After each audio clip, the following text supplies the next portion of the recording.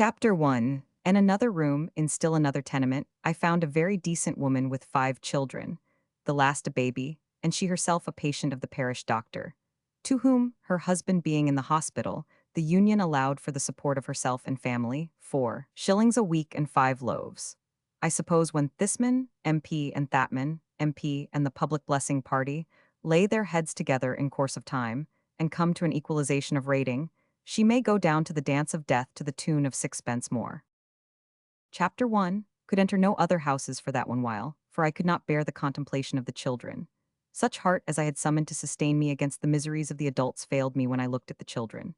I saw how young they were, how hungry, how serious and still. I thought of them, sick and dying in those lairs. I think of them dead without anguish, but to think of them so suffering and so dying quite unmanned me. Chapter 500. Owned by the river's bank in Ratcliffe, I was turning upward by a side street, therefore, to regain the railway, when my eyes rested on the inscription across the road, East London Children's Hospital. I could scarcely have seen an inscription better suited to my frame of mind, and I went across and went straight in. Chapter 1. Found the Children's Hospital established in an old sail loft or storehouse, of the roughest nature, and on the simplest means. There were trapdoors in the floors where goods had been hoisted up and down, heavy feet and heavy weights had started every knot in the well-trodden planking. Inconvenient bulks and beams and awkward staircases perplexed my passage through the wards. But I found it airy, sweet, and clean. In its 37 beds I saw but little beauty, for starvation in the second or third generation takes a pinched look. But I saw the sufferings both of infancy and childhood tenderly assuaged. I heard the little patients answering to pet playful names, the light touch of a delicate lady laid bare the wasted sticks of arms for me to pity, and the claw-like little hands, as she did so, twined themselves lovingly around her wedding ring. One baby mite there was as pretty as any of Raphael's angels. The tiny head was bandaged for water on the brain, and it was suffering with acute bronchitis too, and made from time to time a plaintive, though not impatient or complaining little sound. The smooth curve of the cheeks and of the chin was faultless in its condensation of infantine beauty, and the large, bright eyes were most lovely. It happened as I stopped at the foot of the bed, that these eyes rested upon mine with that wistful expression of wondering thoughtfulness, which we all know sometimes in very little children. They remained fixed on mine, and never turned from me while I stood there. When the utterance of that plaintive sound shook the little form, the gaze still remained unchanged. I felt as though the child implored me to tell the story of the little hospital, in which it was sheltered to any gentle heart I could address. Laying my world-worn hand upon the little unmarked clasped hand at the chin, I gave it a silent promise that I would do so. A gentleman and lady, a young husband and wife, have bought and fitted up this building for its present noble use, and have quietly settled themselves in it as its medical officers and directors. Both have had considerable practical experience of medicine and surgery. He as house surgeon of a great London hospital.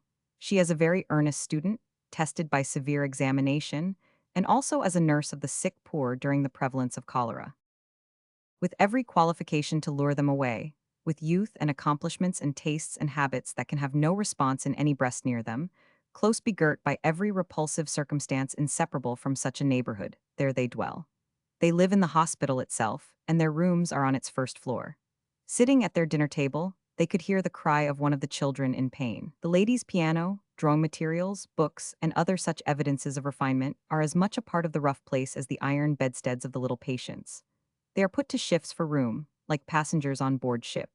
The dispenser of medicines, attracted to them not by self-interest, but by their own magnetism and that of their cause, sleeps in a recess in the dining room, and has his washing apparatus in the sideboard. Their contented manner of making the best of the things around them, I found so pleasantly inseparable from their usefulness. Their pride in this partition that we put up ourselves, or in that partition that we took down, or in that other partition that we moved, or in the stove that was given us for the waiting room, or in our nightly conversion of the little consulting room into a smoking room. Their admiration of the situation, if we could only get rid of its one objectionable incident, the coal yard at the back. Our hospital carriage, presented by a friend and very useful. That was my presentation to a perambulator, for which a coach house had been discovered in a corner downstairs, just large enough to hold it. Colored prints, in all stages of preparation for being added to those already decorating the wards, were plentiful. A charming wooden phenomenon of a bird, with an impossible top-knot, who ducked his head when you set a counterweight going, had been inaugurated as a public statue that very morning. and trotting about among the beds, on familiar terms with all the patients, was a comical mongrel dog, called Poodles. This comical dog, quite a tonic in himself, was found characteristically starving at the door of the institution, and was taken in and fed, and has lived here ever since. An admirer of his mental endowments has presented him with a collar bearing the legend, "Judge not Poodles by external appearances." He was merrily wagging his tail on a boy's pillow when he made this modest appeal to me. When this hospital was first opened, in January of the present year, the people could not possibly conceive but that somebody paid for the services rendered there, and were disposed to claim them as a right, and to find fault if out of temper. They soon came to understand the case better, and have much increased in gratitude. The mothers of the patients avail themselves very freely of the visiting rules, the fathers often on Sundays. There is an unreasonable, but still, I think, touching and intelligible tendency in the parents to take a child away to its wretched home, if on the point of death. One boy who had been thus carried off on a rainy night, when in a violent state of inflammation, and who had been afterwards brought back, had been recovered with exceeding difficulty. But he was a jolly boy with a specially strong interest in his dinner when I saw him. Chapter 1. Insufficient food and unwholesome living are the main causes of disease among these small patients. So nourishment, cleanliness, and ventilation are the main remedies. Discharged patients are looked after, and invited to come and dine now and then. So are certain famishing creatures who were never patients. Both the lady and the gentleman are well acquainted, not only with the histories of the patients and their families, but with the characters and circumstances of great numbers of their neighbors. Of these they keep a register. It is their common experience that people, sinking down by inches into deeper and deeper poverty, will conceal it, even from them if possible, unto the very last extremity. The nurses of this hospital are all young, ranging, say, from 19 to 24. They have even within these narrow limits, what many well-endowed hospitals would not give them, a comfortable room of their own in which to take their meals. It is a beautiful truth that interest in the children and sympathy with their sorrows bind these young women to their places far more strongly than any other consideration could. The best skilled of the nurses came originally from a kindred neighborhood, almost as poor, and she knew how much the work was needed. She is a fair dressmaker.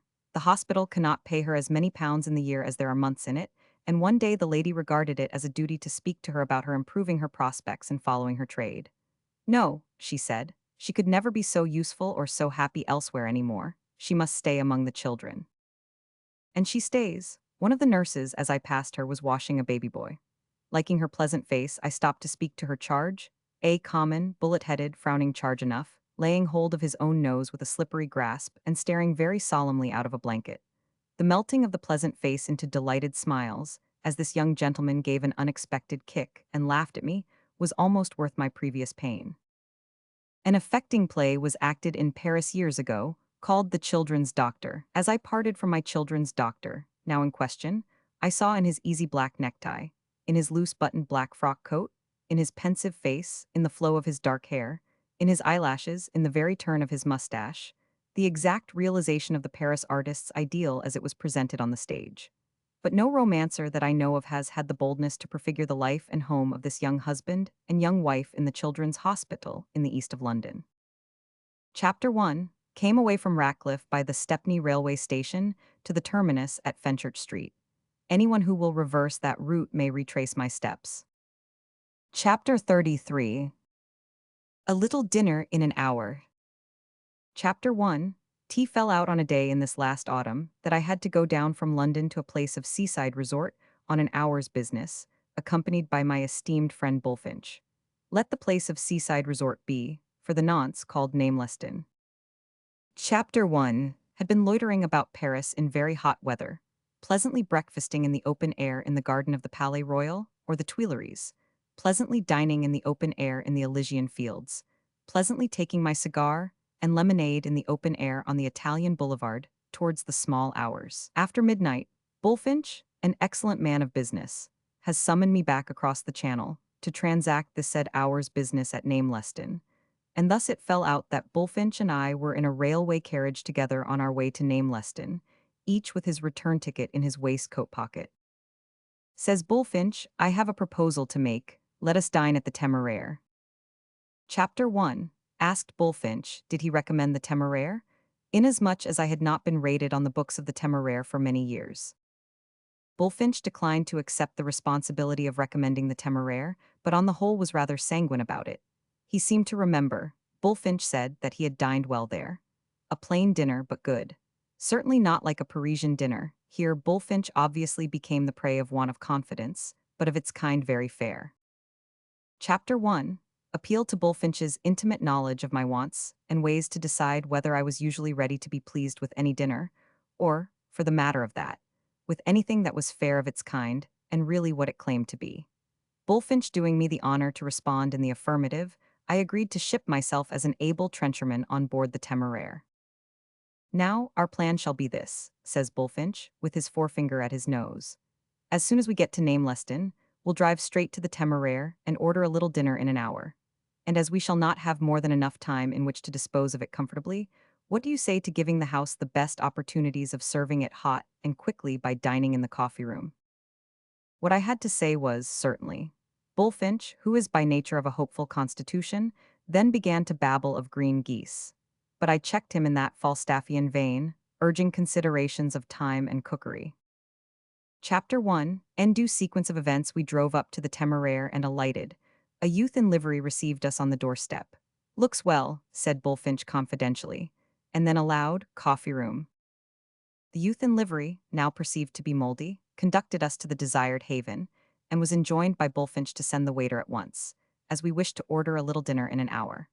Then Bullfinch and I waited for the waiter, until, the waiter continuing to wait in some unknown and invisible sphere of action, we rang for the waiter, which ring produced the waiter, who announced himself as not the waiter who ought to wait upon us, and who didn't wait a moment longer. So Bullfinch approached the coffee-room door, and melodiously pitching his voice into a bar where two young ladies were keeping the books of the Temeraire, apologetically explained that we wished to order a little dinner in an hour, and that we were debarred from the execution of our inoffensive purpose by consignment to solitude. Hereupon one of the young ladies rang a bell, which reproduced, at the bar this time, the waiter who was not the waiter who ought to wait upon us. That extraordinary man, whose life seemed consumed in waiting upon people to say that he wouldn't wait upon them, repeated his former protest with great indignation, and retired. Bullfinch, with a fallen countenance, was about to say to me, "This won't do," when the waiter who ought to wait upon us left off keeping us waiting at last. "Waiter," said Bullfinch piteously, "we have been a long time waiting."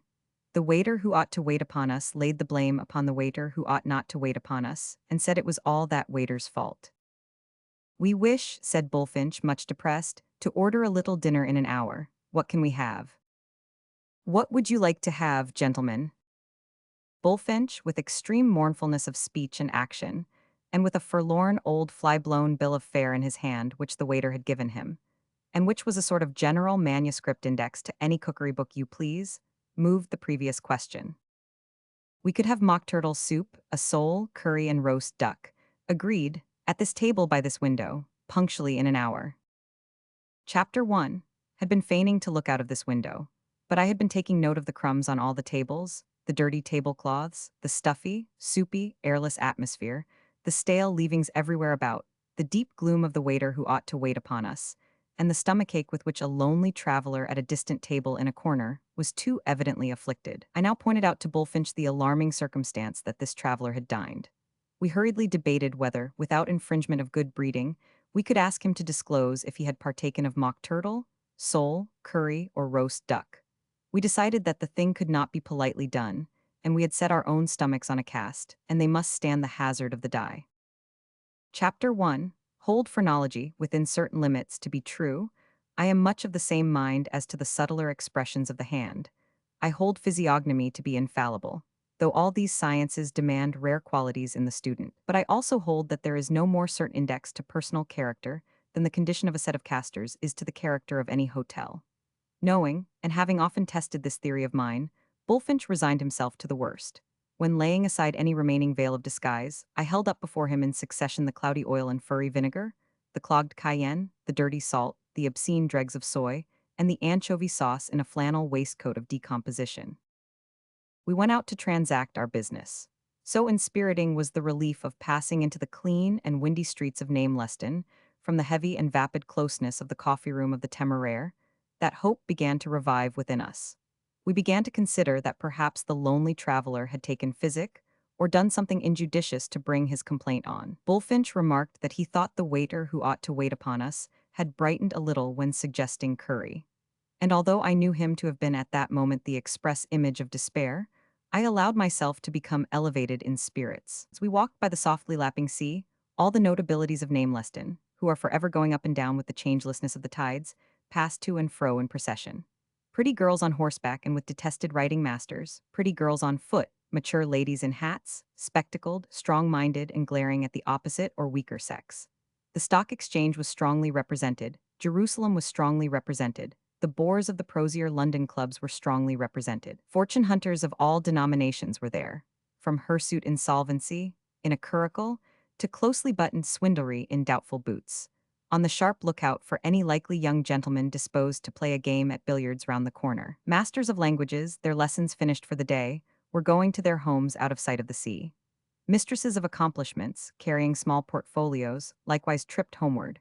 Pairs of scholastic pupils, two and two, went languidly along the beach, surveying the face of the waters as if waiting for some ark to come and take them off. Spectres of the George the Fourth days flitted unsteadily among the crowd, bearing the outward semblance of ancient dandies, of every one of whom it might be said, not that he had one leg in the grave, or both legs, but that he was steeped in grave to the summit of his high shirt collar, and had nothing real about him but his bones. Alone stationary in the midst of all the movements, the Nameleston boatman leaned against the railings and yawned, and looked out to sea, or looked at the moored fishing boats and at nothing. Such is the unchanging manner of life with this nursery of our hardy seamen, and very dry nurses they are, and always wanting something to drink. The only two nautical personages detached from the railing were the two fortunate possessors of the celebrated monstrous unknown barking fish, frequently just caught off Nameleston, who carried him about in a hamper and pressed the scientific to look in at the lid. The sands of the hour had all run out when we got back to the Temeraire, says Bullfinch then, to the youth in livery, with boldness, lavatory. When we arrived at the family vault with a skylight, which the youth in livery presented as the institution sought, we had already whisked off our cravats and coats. But finding ourselves in the presence of an evil smell, and no linen but two crumpled towels newly damp from the countenances of two somebody else's, we put on our cravats and coats again, and fled unwashed to the coffee-room. There the waiter who ought to wait upon us had set forth our knives and forks and glasses, on the cloth whose dirty acquaintance we had already had the pleasure of making, and which we were pleased to recognize by the familiar expression of its stains. And now there occurred the truly surprising phenomenon that the waiter who ought not to wait upon us swooped down upon us, clutched our loaf of bread, and vanished with the same. Bullfinch, with distracted eyes, was following this unaccountable figure out at the portal, like the ghost in Hamlet, when the waiter who ought to wait upon us jostled against it, carrying a tureen. "Waiter," said a severe diner, lately finished, perusing his bill fiercely through his eyeglass. The waiter put down our tureen on a remote side table, and went to see what was amiss in this new direction. "This is not right, you know, waiter. Look here. Here's yesterday's sherry, 1 and 8 pence, and here we are again, 2 shillings. And what does 6 pence mean?" So far from knowing what 6 pence meant, the waiter protested that he didn't know what anything meant. He wiped the perspiration from his clammy brow, and said it was impossible to do it, not particularizing what, and the kitchen was so far off. "Take the bill to the bar, and get it altered," said Mr. Indignation Cocker, so to call him. The waiter took it, looked intensely at it, didn't seem to like the idea of taking it to the bar, and submitted, as a new light upon the case, that perhaps 6 pence meant 6 pence. "I tell you again," said Mr. Indignation Cocker, "here's yesterday's sherry, can't you see it? 1 and 8 pence, and here we are again, 2 shillings. What do you make of 1 and 8 pence and 2 shillings?" Totally unable to make anything of 1 and 8 pence and 2 shillings, the waiter went out to try if anybody else could, merely casting a helpless backward glance at Bullfinch, in acknowledgment of his pathetic entreaties for our soup tureen. After a pause, during which Mr. Indignation Cocker read a newspaper and coughed defiant coughs, Bullfinch arose to get the tureen, when the waiter reappeared and brought it, dropping Mr. Indignation Cocker's altered bill on Mr. Indignation Cocker's table as he came along. "It's quite impossible to do it, gentlemen," murmured the waiter, "and the kitchen is so far off." "Well, you don't keep the house. It's not your fault, we suppose. Bring some sherry." "Waiter," from Mr. Indignation Cocker, with a new and burning sense of injury upon him. The waiter, arrested on his way to our sherry, stopped short and came back to see what was wrong now. Will you look here, this is worse than before. Do you understand? Here's yesterday's sherry, 1 and 8 pence, and here we are again 2 shillings. And what the devil does 9 pence mean? This new portent utterly confounded the waiter. He wrung his napkin and mutely appealed to the ceiling. Waiter, fetch that sherry, says Bullfinch in open wrath and revolt. I want to know, persisted Mr. Indignation Cocker, the meaning of 9 pence. I want to know the meaning of sherry 1 and 8 pence yesterday, and of here we are again 2 shillings. Send somebody. The distracted waiter got out of the room on pretext of sending somebody, and by that means got our wine. But the instant he appeared with our decanter, Mr. Indignation Cocker descended on him again. Waiter. You will now have the goodness to attend to our dinner, waiter, said Bullfinch sternly. I am very sorry, but it's quite impossible to do it, gentlemen, pleaded the waiter, and the kitchen. Waiter, said Mr. Indignation Cocker. Is, resumed the waiter, so far off that. Waiter, persisted Mr. Indignation Cocker, send somebody. We were not without our fears that the waiter rushed out to hang himself, and we were much relieved by his fetching somebody, in graceful, flowing skirts and with a waist, who very soon settled Mr. Indignation Cocker's business. Oh, said Mr. Cocker, with his fire surprisingly quenched by this apparition, I wish to ask about this bill of mine because it appears to me that there's a little mistake here. Let me show you. Here's yesterday's sherry 1 and 8 pence, and here we are again 2 shillings. And how do you explain 9 pence? However it was explained, in tones too soft to be overheard, Mr. Cocker was heard to say nothing more than "Ah-h-h, indeed, thank you, yes," and shortly afterwards went out a milder man. The lonely traveller with the stomachache had all this time suffered severely, drawing up a leg now and then, and sipping hot brandy and water with grated ginger in it. When we tasted our very mock turtle soup, and were instantly seized with symptoms of some disorder simulating apoplexy, and occasioned by the surcharge of nose and brain with lukewarm dishwater holding in solution sour flour, poisonous condiments, and, say, 75% of miscellaneous kitchen stuff rolled into balls, we were inclined to trace his disorder to that source. On the other hand, there was a silent anguish upon him too strongly resembling the results established within ourselves by the sherry, to be discarded from alarmed consideration. Again, we observed him, with terror, to be much overcome by our souls being aired in a temporary retreat close to him, while the waiter went out, as we conceived, to see his friends. And when the curry made its appearance, he suddenly retired in great disorder. Chapter 1. En fine, for the uneatable part of this little dinner, as contradistinguished from the undrinkable, we paid only 7 shillings and 6 pence each. And Bullfinch and I agreed unanimously that no such ill-served, ill-appointed, ill-cooked, nasty little dinner could be got for the money anywhere else under the sun. With that comfort to our backs, we turned them on the dear old Temeraire, the charging Temeraire, and resolved, in the Scotch dialect, to gang nay mare to the flabby Temeraire. Chapter 34. Chapter 1000, RBARLOW.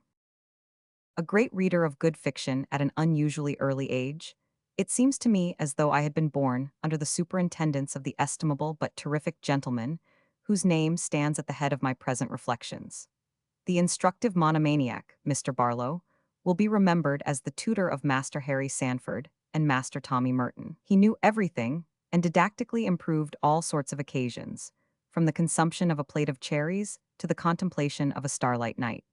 What youth came to without Mr. Barlow was displayed in the history of Sanford and Merton by the example of a certain awful Master Mash. This young wretch wore buckles and powder, conducted himself with insupportable levity at the theatre, had no idea of facing a mad bull single-handed, in which I think him less reprehensible, as remotely reflecting my own character, and was a frightful instance of the enervating effects of luxury upon the human race.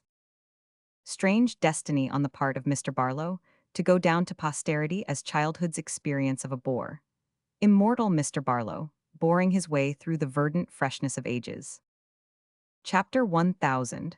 Why personal indictment against Mr. Barlow is one of many counts. I will proceed to set forth a few of the injuries he has done me. Chapter 1. In the first place, he never made or took a joke. This insensibility on Mr. Barlow's part not only cast its own gloom over my boyhood, but blighted even the sixpenny jest books of the time. For, groaning under a moral spell constraining me to refer all things to Mr. Barlow, I could not choose but ask myself in a whisper when tickled by a printed jest, what would he think of it? What would he see in it? The point of the jest immediately became a sting and stung my conscience.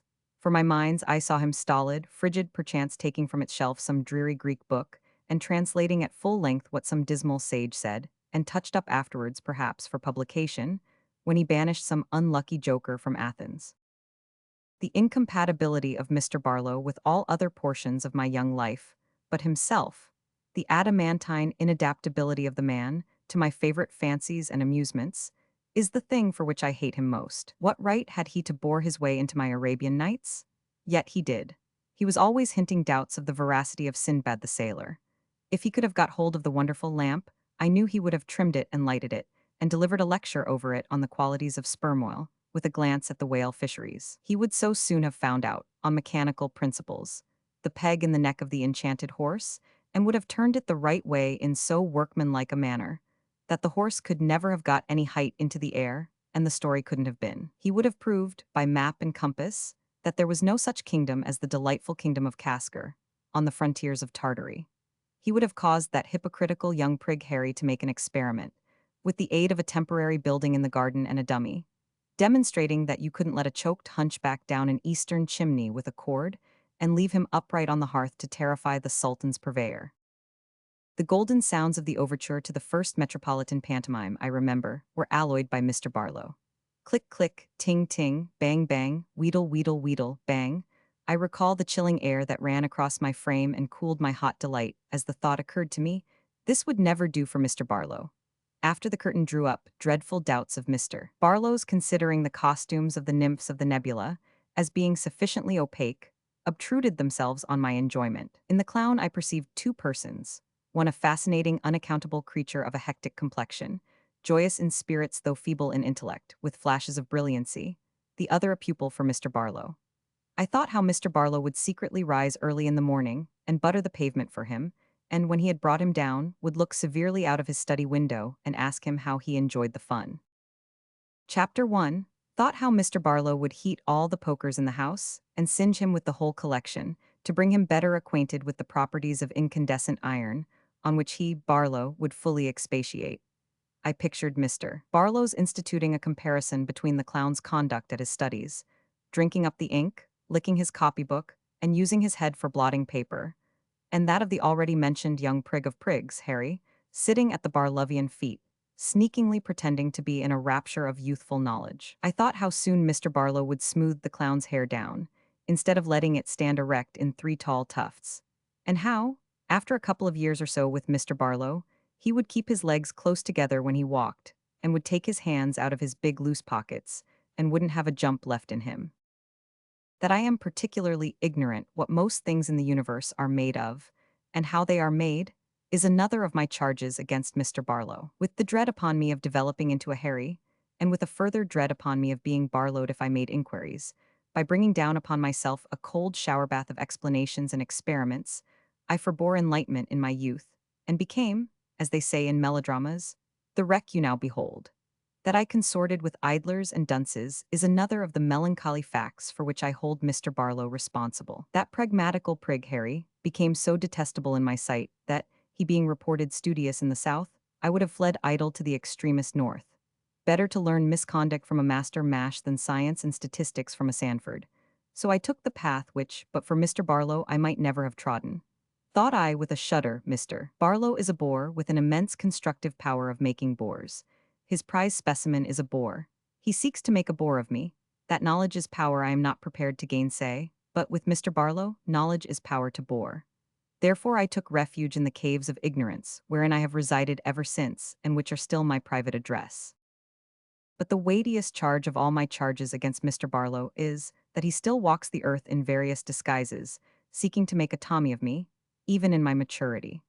Irrepressible, instructive monomaniac, Mr. Barlow fills my life with pitfalls, and lies hiding at the bottom to burst out upon me when I least expect him.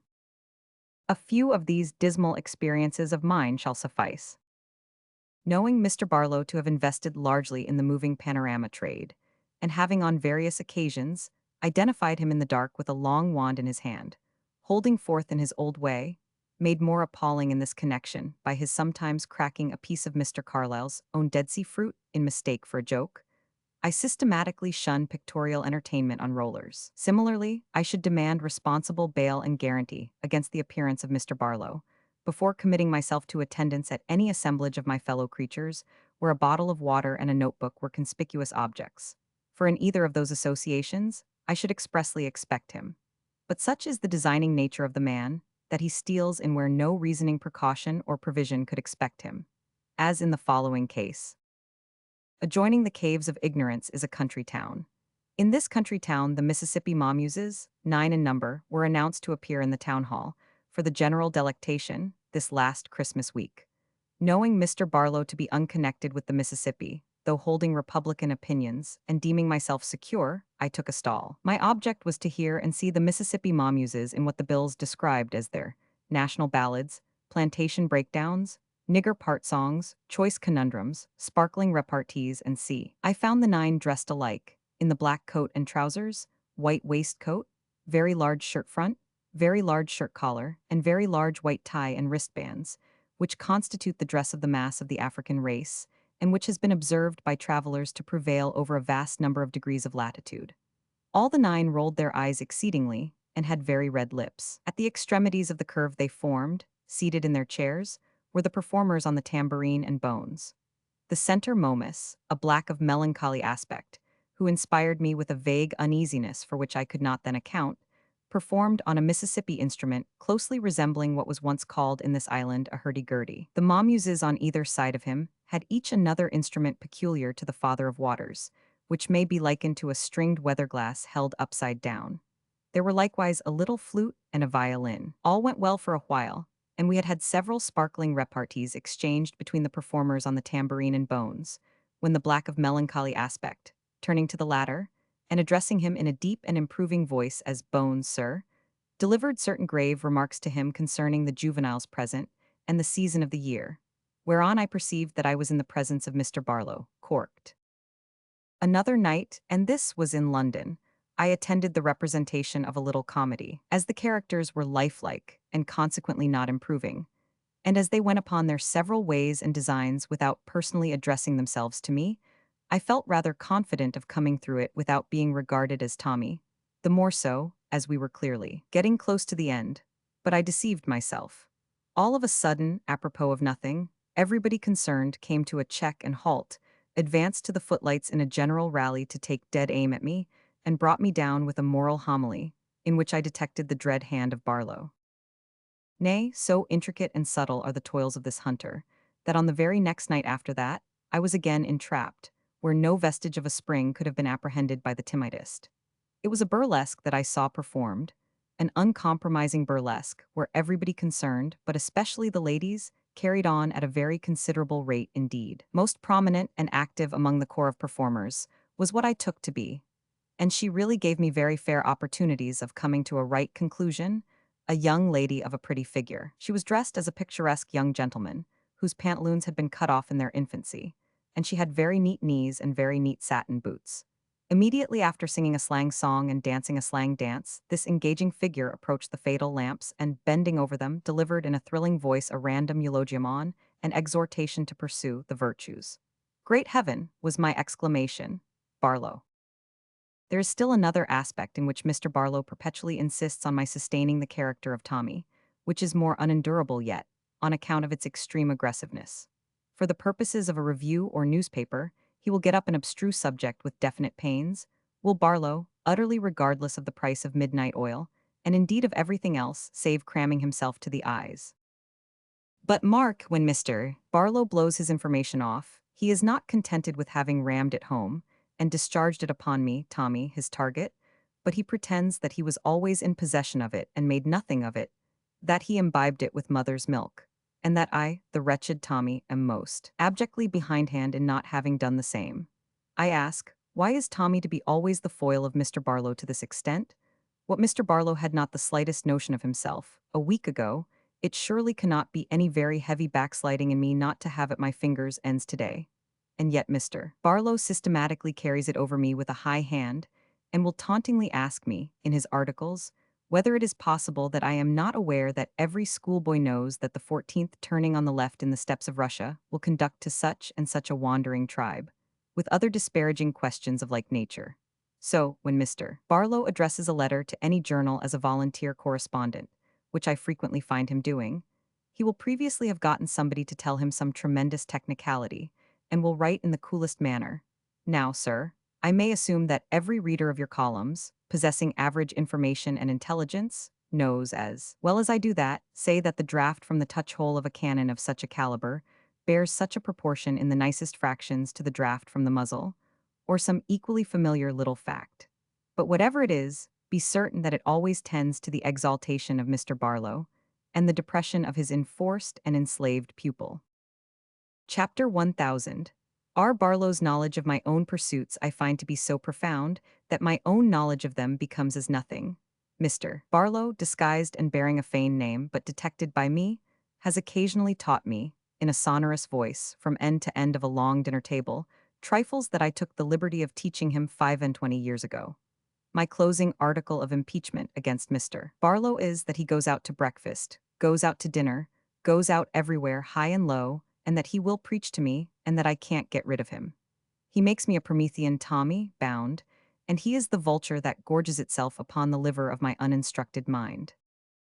Chapter 35. On an Amateur Beat.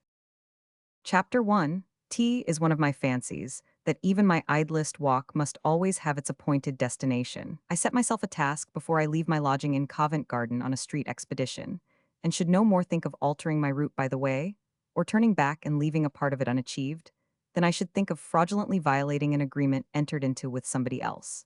The other day, finding myself under this kind of obligation to proceed to Limehouse, I started punctually at noon, in compliance with the terms of the contract with myself to which my good faith was pledged. On such an occasion, it is my habit to regard my walk as my beat, and myself as a higher sort of police constable doing duty on the same. There is many a ruffian in the streets whom I mentally collar and clear out of them, who would see mighty little of London, I can tell him, if I could deal with him physically. Chapter 1. Suing forth upon this very beat, and following with my eyes 3 hulking garrotters on their way home, which home I could confidently swear to be within so many yards of Drury Lane, in such a narrow and restricted direction, though they live in their lodging quite as undisturbed as I in mine. I went on duty with a consideration which I respectfully offer to the new Chief Commissioner, in whom I thoroughly confide as a tried and efficient public servant. How often, thought I, have I been forced to swallow, in police reports, the intolerable stereotyped pill of nonsense. How that the police constable informed the worthy magistrate how that the associates of the prisoner did, at that present speaking, dwell in a street or court, which no man dared go down, and how that the worthy magistrate had heard of the dark reputation of such street or court, and how that our readers would doubtless remember that it was always the same street or court which was thus edifyingly discoursed about, say once a fortnight.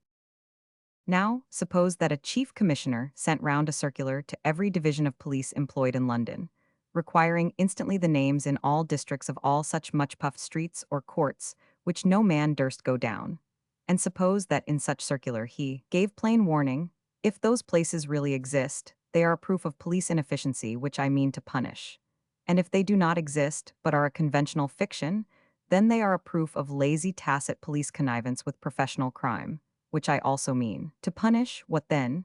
Fictions or realities, could they survive the touchstone of this atom of common sense, to tell us in open court, until it has become as trite a feature of news as the great gooseberry, that a costly police system such as was never before heard of, has left in London, in the days of steam and gas and photographs of thieves and electric telegraphs, the sanctuaries and stews of the Stuarts.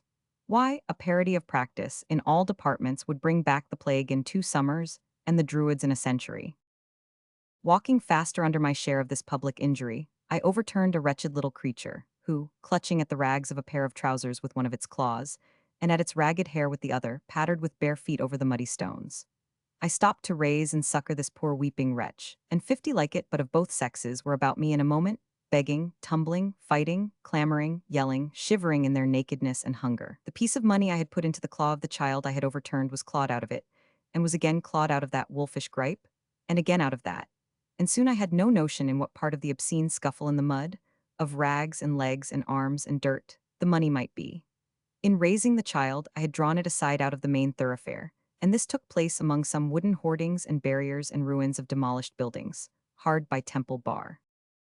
Unexpectedly, from among them emerged a genuine police constable, before whom the dreadful brood dispersed in various directions, he making feints and darts in this direction, and in that, and catching nothing.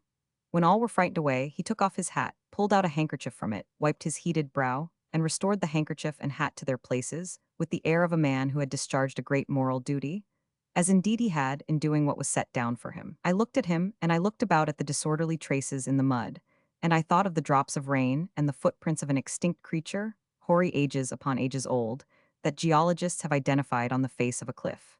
And this speculation came over me. If this mud could petrify at this moment, and could lie concealed here for 10,000 years, I wonder whether the race of men then, to be our successors on the earth could, from these or any marks, by the utmost force of the human intellect, unassisted by tradition, deduce such an astounding inference as the existence of a polished state of society that bore with the public savagery of neglected children in the streets of its capital city, and was proud of its power by sea and land, and never used its power to seize and save them. After this, when I came to the Old Bailey and glanced up it towards Newgate, I found that the prison had an inconsistent look.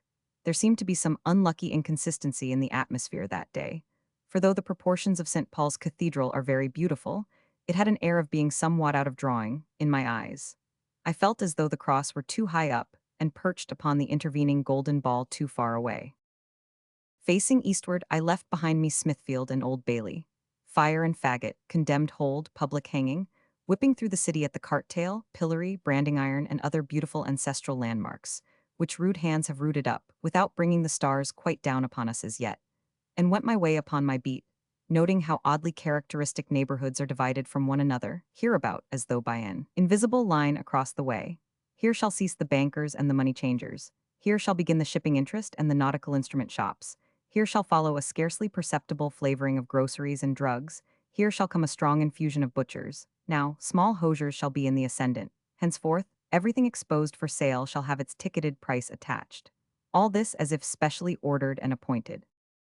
A single stride at Houndsditch Church, no wider than sufficed to cross the kennel at the bottom of the cannon gate, which the debtors in Holyrood Sanctuary were wont to relieve their minds by skipping over, as Scott relates, and standing in delightful daring of catchpulls on the free side. A single stride, and everything is entirely changed in grain and character. West of the stride, a table or a chest of drawers on sale shall be of mahogany and French polished. East of the stride, it shall be of deal, smeared with a cheap counterfeit resembling lip salve. West of the stride, a penny loaf or bun shall be compact and self-contained. East of the stride, it shall be of a sprawling and splay-footed character, as seeking to make more of itself for the money. My beat lying round by Whitechapel Church and the adjacent sugar refineries, great buildings, tier upon tier, that have the appearance of being nearly related to the dock warehouses at Liverpool. I turned off to my right, and, passing round the awkward corner on my left, came suddenly on an apparition familiar to London streets afar off. What London peripatetic of these times has not seen the woman who has fallen forward, double, through some affection of the spine, and whose head has of late taken a turn to one side, so that it now droops over the back of one of her arms at about the wrist? Who does not know her staff and her shawl and her basket as she gropes her way along, capable of seeing nothing but the pavement, never begging, never stopping, forever going somewhere on no business? How does she live? Whence does she come? Whither does she go? And why? I mind the time when her yellow arms were naught but bone and parchment. Slight changes steal over her, for there is a shadowy suggestion of human skin on them now. The strand may be taken as the central point about which she revolves in a half-mile orbit. How comes she so far east as this? And coming back too, having been how much farther? She is a rare spectacle in this neighborhood. I receive intelligent information to this effect from a dog, a lopsided mongrel with a foolish tail, plodding along with his tail up, and his ears pricked, and displaying an amiable interest in the ways of his fellow men, if I may be allowed the expression. After pausing at a pork shop, he is jogging eastward like myself, with a benevolent countenance and a watery mouth, as though musing on the many excellences of pork, when he beholds this doubled-up bundle approaching. He is not so much astonished at the bundle, though amazed by that, as the circumstance that it has within itself the means of locomotion. He stops, pricks his ears higher, makes a slight point, stares, utters a short, low growl and glistens at the nose, as I conceive with terror. The bundle continuing to approach, he barks, turns tail, and is about to fly when, arguing with himself that flight is not becoming in a dog, he turns and once more faces the advancing heap of clothes. After much hesitation, it occurs to him that there may be a face in it somewhere. Desperately resolving to undertake the adventure and pursue the inquiry, he goes slowly up to the bundle, goes slowly round it, and coming at length upon the human countenance down there, where never human countenance should be, gives a yelp of horror and flies for the East India Docks. Being now in the commercial road district of my beat, and bethinking myself that Stepney Station is near, I quicken my pace that I may turn out of the road at that point and see how my small eastern star is shining. The Children's Hospital, to which I gave that name, is in full force. All its beds are occupied. There is a new face on the bed where my pretty baby lay, and that sweet little child is now at rest forever. Much kind sympathy has been here since my former visit, and it is good to see the walls profusely garnished with dolls. I wonder what poodles may think of them, as they stretch out their arms above the beds and stare and display their splendid dresses. Poodles has a greater interest in the patients.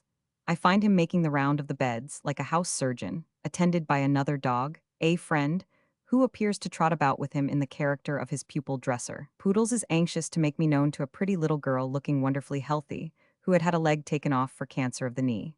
A difficult operation, Poodles intimates, wagging his tail on the counterpane, but perfectly successful, as you see, dear sir. The patient, patting Poodles, adds with a smile, "The leg was so much trouble to me that I am glad it's gone." I never saw anything in doggery finer than the deportment of Poodles, when another little girl opens her mouth to show a peculiar enlargement of the tongue. Poodles, at that time on a table, to be on a level with the occasion, looks at the tongue, with his own sympathetically out, so very gravely and knowingly, that I feel inclined to put my hand in my waistcoat pocket and give him a guinea wrapped in paper.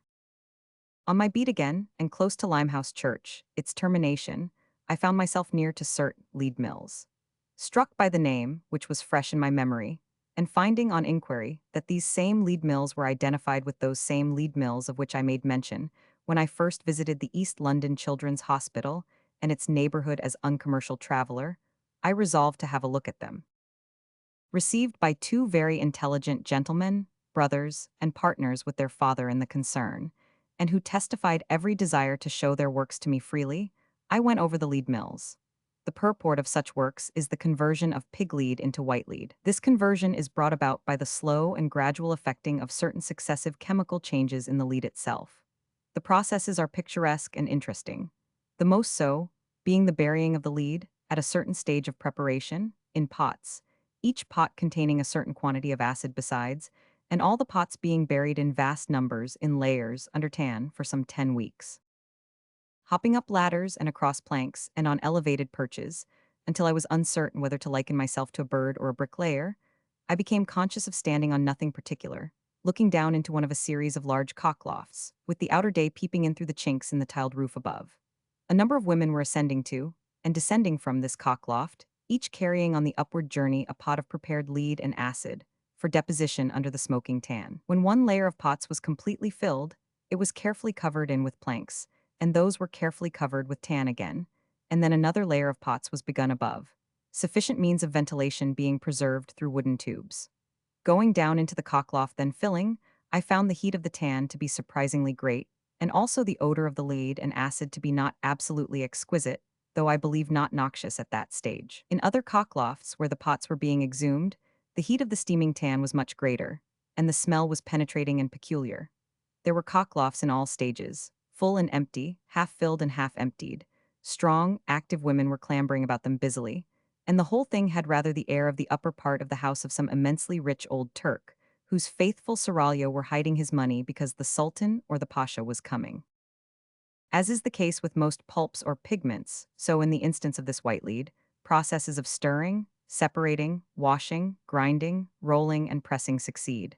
Some of these are unquestionably inimical to health, the danger arising from inhalation of particles of lead, or from contact between the lead and the touch, or both. Against these dangers, I found good respirators provided, simply made of flannel and muslin, so as to be inexpensively renewed, and in some instances washed with scented soap, and gauntlet gloves and loose gowns.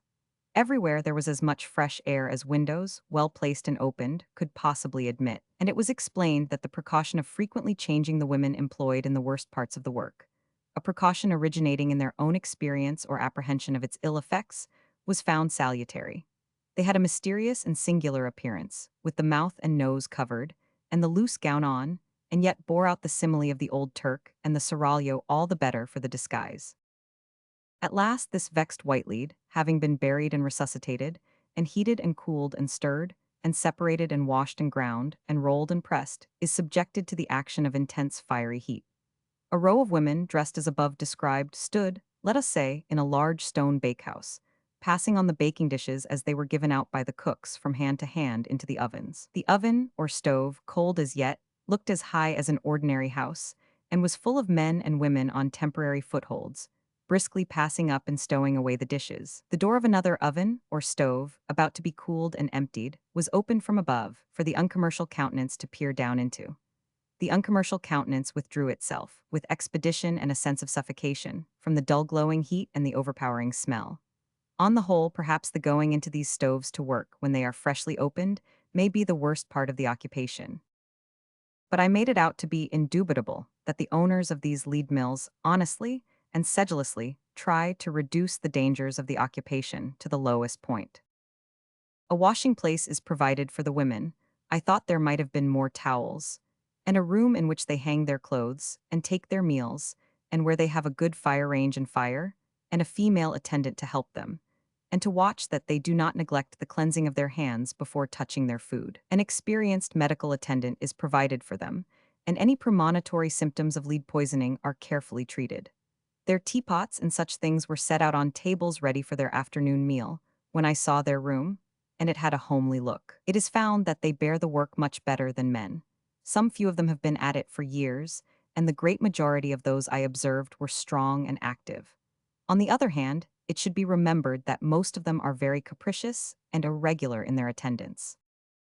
American inventiveness would seem to indicate that before very long Whitelead may be made entirely by machinery. The sooner, the better. In the meantime, I parted from my 2 franc conductors over the mills, by telling them that they had nothing there to be concealed, and nothing to be blamed for. As to the rest, the philosophy of the matter of lead poisoning and workpeople seems to me to have been pretty fairly summed up by the Irishwoman whom I quoted in my former paper. Some of them gets lead pissoned soon, and some of them gets lead pissoned later, and some, but not many, neither, and tease all according to the constitutions, sir, and some constitutions is strong and some is weak. Retracing my footsteps over my beat, I went off duty. Chapter 36. A Flyleaf in a Life.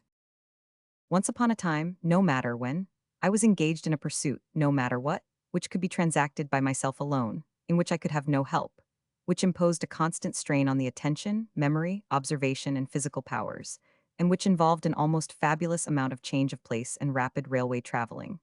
I had followed this pursuit through an exceptionally trying winter in an always trying climate, and had resumed it in England after but a brief repose. Thus it came to be prolonged until, at length, and as it seemed, all of a sudden, it so wore me out that I could not rely, with my usual cheerful confidence, upon myself to achieve the constantly recurring task, and began to feel, for the first time in my life, giddy, jarred, shaken, faint, uncertain of voice and sight and tread and touch, and dull of spirit.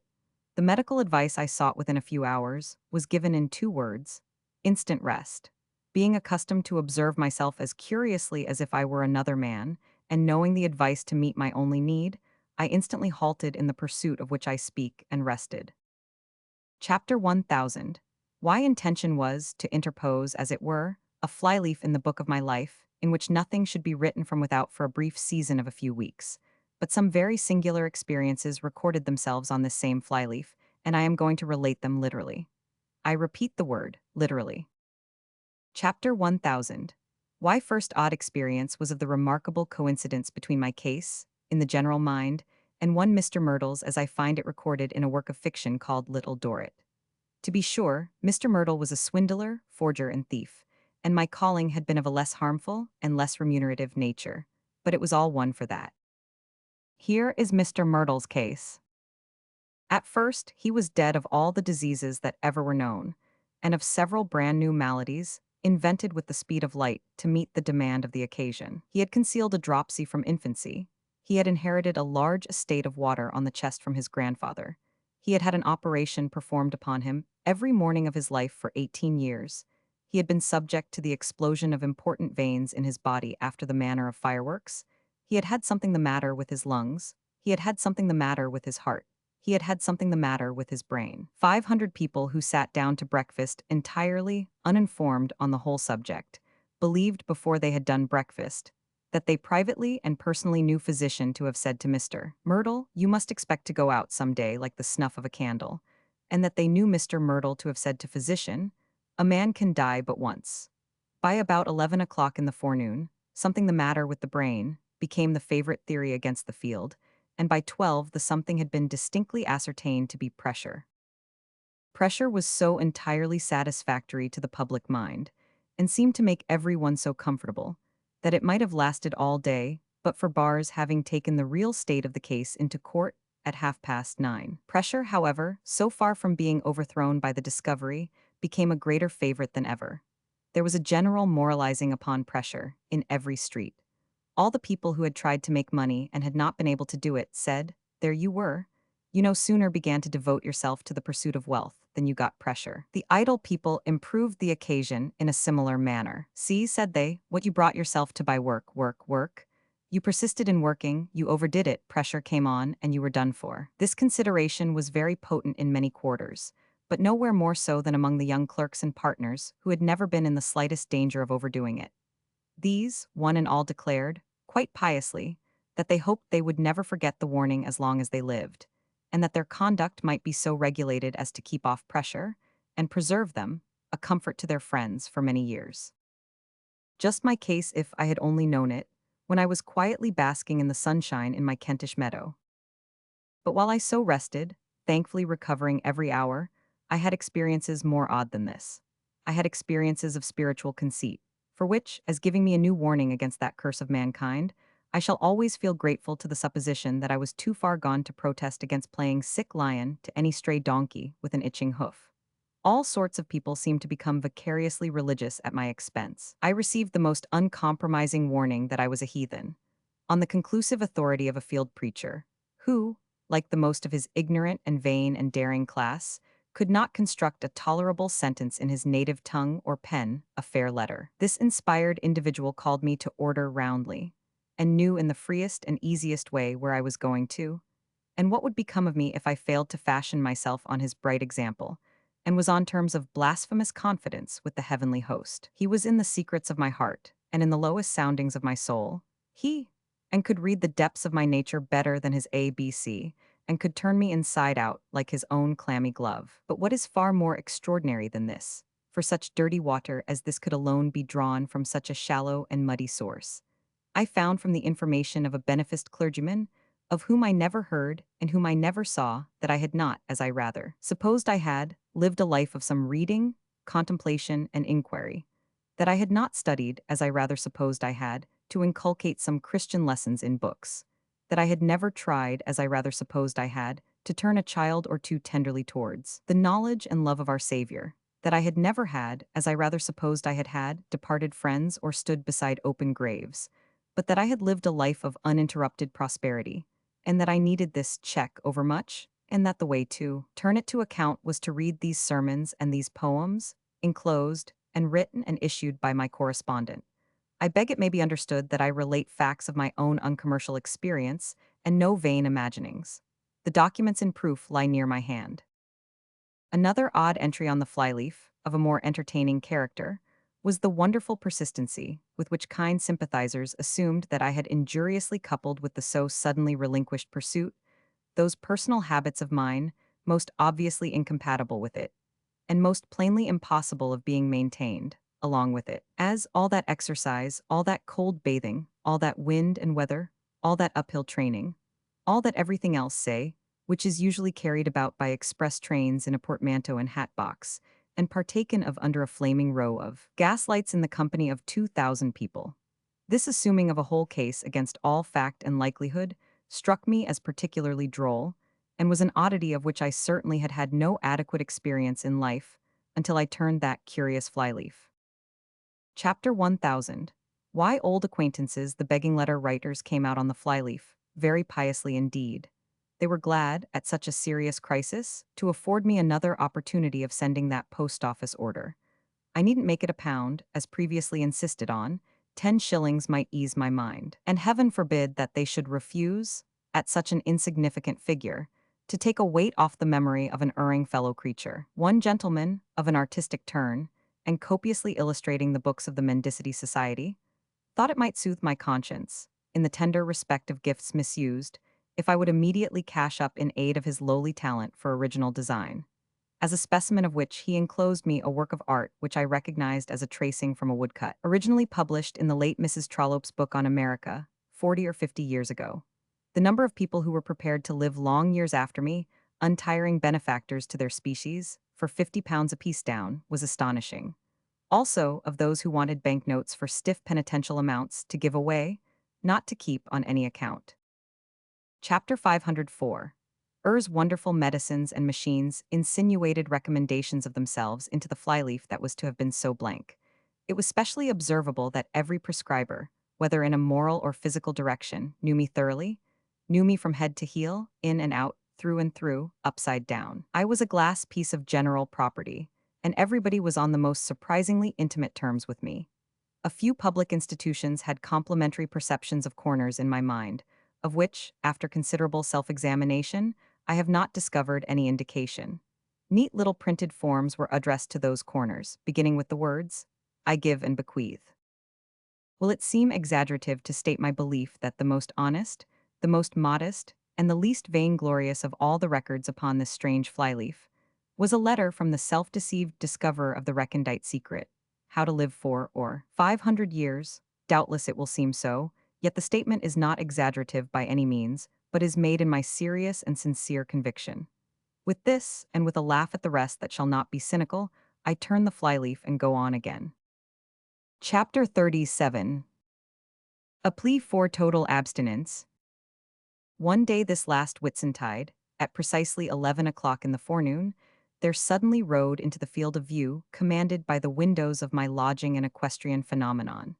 It was a fellow creature on horseback, dressed in the absurdest manner. The fellow creature wore high boots, some other and much larger fellow creature's breeches, of a slack-baked doughy color and a baggy form, a blue shirt whereof the skirt or tail was puffily tucked into the waistband of the said breeches, no coat, a red shoulder belt, and a demi-semi-military scarlet hat, with a feathered ornament in front, which, to the uninstructed human vision, had the appearance of a molting shuttlecock.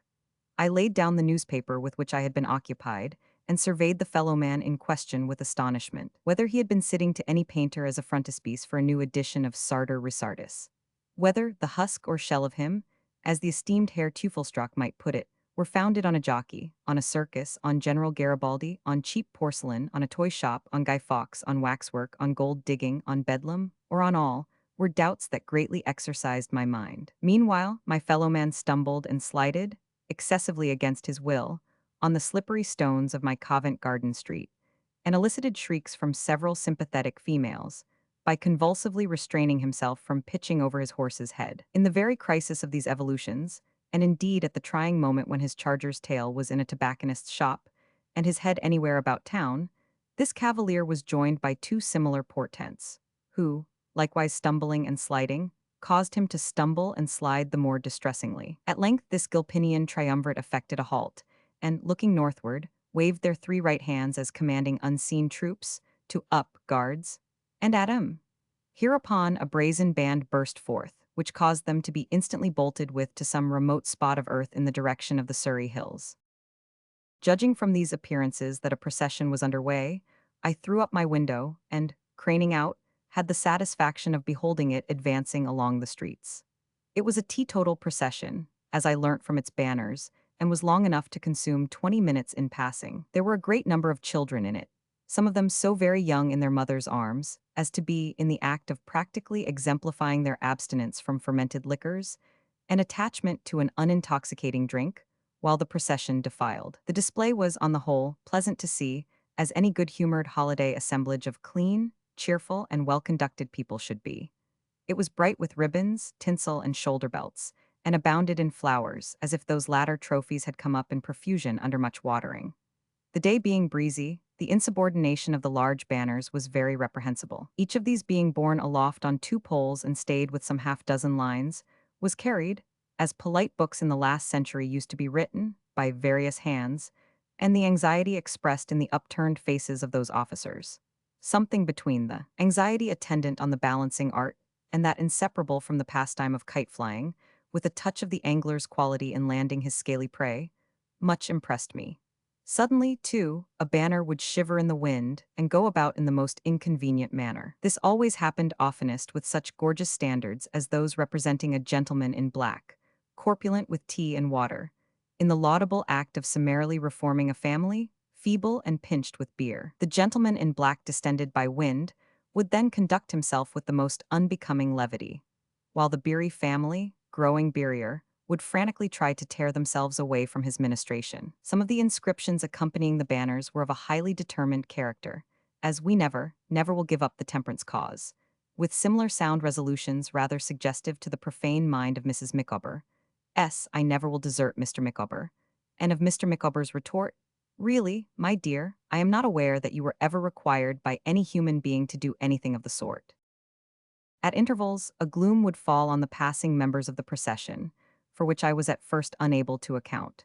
But this I discovered, after a little observation, to be occasioned by the coming on of the executioners, the terrible official beings who were to make the speeches by and by, who were distributed in open carriages at various points of the cavalcade. A dark cloud and a sensation of dampness, as from many wet blankets, invariably preceded the rolling on of the dreadful cars containing these headsmen, and I noticed that the wretched people who closely followed them, and who were in a manner forced to contemplate their folded arms, complacent countenances, and threatening lips, were more overshadowed by the cloud and damp than those in front. Indeed, I perceived in some of these so moody an implacability towards the magnates of the scaffold, and so plain a desire to tear them limb from limb, that I would respectfully suggest to the managers the expediency of conveying the executioners to the scene of their dismal labors by unfrequented ways, and in closely tilted carts, next Whitsuntide. The procession was composed of a series of smaller processions, which had come together, each from its own metropolitan district. An infusion of allegory became perceptible when patriotic Peckham advanced. So I judged, from the circumstance of Peckham's unfurling a silken banner that fanned heaven and earth with the words, "The Peckham Lifeboat," no boat being in attendance, though life, in the likeness of a gallant crew, in nautical uniform, followed the flag. I was led to meditate on the fact that Peckham is described by geographers as an inland settlement, with no larger or nearer shoreline than the towing path of the Surrey Canal, on which stormy station I had been given to understand no lifeboat exists. Thus I deduced an allegorical meaning, and came to the conclusion that if patriotic Peckham picked a peck of pickled poetry, this was the peck of pickled poetry which patriotic Peckham picked. Chapter 1. Have observed that the aggregate procession was on the whole pleasant to see.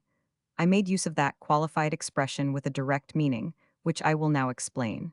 It involves the title of this paper, and a little fair trying of teetotalism by its own tests. There were many people on foot, and many people in vehicles of various kinds. The former were pleasant to see, and the latter were not pleasant to see, for the reason that I never, on any occasion or under any circumstances, have beheld heavier overloading of horses than in this public show. Unless the imposition of a great van laden with from 10 to 20 people on a single horse be a moderate tasking of the poor creature, then the temperate use of horses was immoderate and cruel. From the smallest and lightest horse to the largest and heaviest, there were many instances in which the beast of burden was so shamefully overladen that the Society for the Prevention of Cruelty to Animals have frequently interposed in less gross cases. Now, I have always held that there may be, and that there unquestionably is, such a thing as use without abuse, and that therefore the total abolitionists are irrational and wrong-headed. But the procession completely converted me. For so large a number of the people using draft horses in it were so clearly unable to use them without abusing them, that I perceived total abstinence from horseflesh to be the only remedy of which the case admitted. As it is all one to teetotalers, whether you take half a pint of beer or half a gallon, so it was all one here whether the beast of burden were a pony or a cart horse. Indeed, my case had the special strength that the half-pint quadruped underwent as much suffering as the half-gallon quadruped. Moral: total abstinence from horseflesh through the whole length and breadth of the scale. This pledge will be in course of administration to all teetotal processionists, not pedestrians, at the publishing office of All the Year Round, on the first day of April, 1870. Observe a point for consideration. This procession comprised many persons in their gigs, broughams, tax carts, barouches, chaises, and what not, who were merciful to the dumb beasts that drew them, and did not overcharge their strength. What is to be done with those unoffending persons? I will not run amuck and vilify and defame them, as teetotal tracks and platforms would most assuredly do, if the question were one of drinking instead of driving. I merely ask what is to be done with them. The reply admits of no dispute whatever. Manifestly, in strict accordance with teetotal doctrines, they must come in too, and take the total abstinence from horseflesh pledge. It is not pretended that those members of the procession misused certain auxiliaries, which in most countries and all ages have been bestowed upon man for his use.